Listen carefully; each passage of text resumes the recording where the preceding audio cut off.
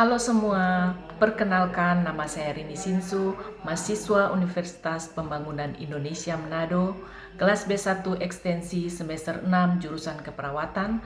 Di sini saya akan memperkenalkan dan menjelaskan sedikit tentang triase.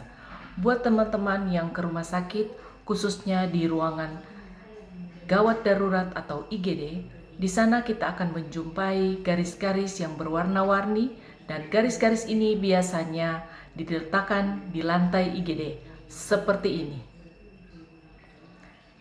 Garis-garis itulah yang disebut dengan triase. Nah, apa sih sebenarnya triase? Untuk lebih jelasnya, yuk kita simak video berikut ini.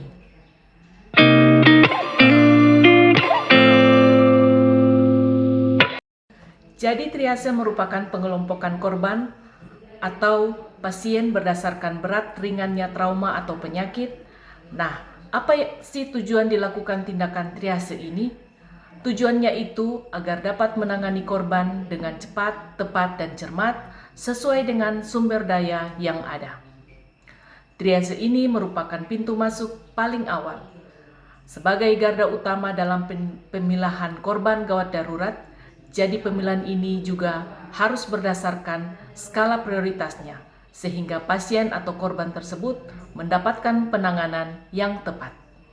Ketika pasien diantar ke IGD, di sana petugas kesehatan atau tenaga medis akan melakukan penilaian, yaitu penilaian awal, dan biasanya penilaian ini disebut dengan primary surgery. Di situ apa yang dinilai? Jadi yang dinilai adalah yang pertama airway. Airway di sini yang dinilai adalah kepatenan jalan nafasnya, ada tidak sumbatan jalan nafasnya. Yang kedua adalah breathing. Breathing di sini adalah status pernafasannya. Kemudian yang ketiga circulation. Circulation atau sirkulasi di sini dengan dilihat adanya atau tidak adanya perdarahan yang berlebihan. Keempat, disability. Yang dinilai adalah respon atau kesadaran pasien. Labelisasi merah dikatakan sebagai prioritas utama. Kenapa dikatakan demikian? Karena kondisi pasien itu mengancam jiwa atau fungsi vital sehingga pasien itu harus memerlukan tindakan segera. Misalnya pada pasien dengan penurunan kesadaran di mana pasien memerlukan resusitasi yang cepat. Yang kedua, misalnya pasien dengan gagal nafas ataupun pasien dengan perdarahan hebat, cedera leher atau kepala. Pasien-pasien dengan kondisi seperti itu masuk sebagai prioritas utama dengan labelisasi berwarna merah. Pasien ini adalah kondisi gawat darurat. Untuk pasien yang masuk labelisasi warna kuning merupakan prioritas kedua. Mengapa dikatakan demikian? Karena keadaan pasien itu mengancam nyawa tetapi tidak memerlukan tindakan darurat. Jadi pasien di sini adalah kondisi pasien yang gawat tapi tidak darurat. Misalnya, pasien dengan patah tulang besar atau pasien fraktur, pasien dengan luka bakar atau luka bakar derajat 2 dan 3, atau pasien dengan trauma toraks atau luka tusuk. Untuk labelisasi warna hijau dikatakan sebagai prioritas ketiga. Kenapa demikian?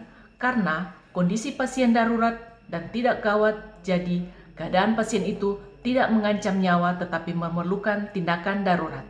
Nah, pasien dengan kondisi seperti apa yang masuk dalam labelisasi hijau? Misalnya, pasien cedera yang tidak mengalami penurunan kesadaran dan dapat melakukan mobilisasi secara mandiri tanpa menggunakan alat bantu seperti kursi roda atau brankar, atau juga pasien dengan luka bakar derajat 1. Bisa juga pasien dengan fraktur minor atau tertutup.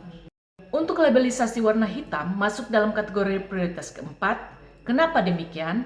Karena keadaan pasien itu tidak mengancam nyawa dan tidak memerlukan tindakan darurat. Nah, pasien-pasien ini dengan kondisi apakah yang masuk dalam labelisasi warna hitam?